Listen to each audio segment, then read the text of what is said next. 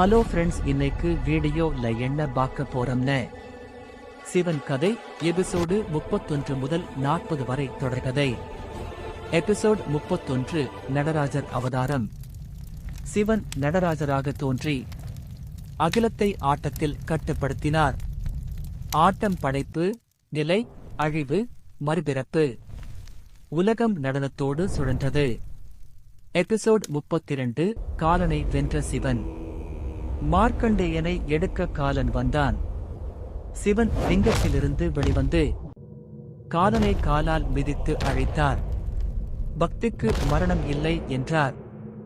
Episode 33 Arjunan பாசுபதம். அர்ஜுனன் தவம் செய்தபோது சிவன் வேடுவனாக வந்து சோதித்தார். திருப்தி அடைந்து பாசுபத அஸ்திரம் அளித்தார். எபிசோட் 34 ராவணன் கைலாசம். ராவணன் கைலாசத்தை தூக்க முயன்றான்.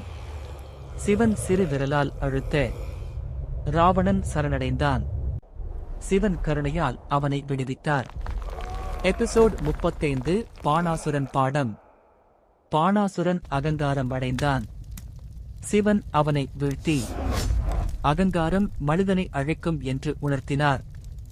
எபிசோட் 36 கங்கை அவதாரம்.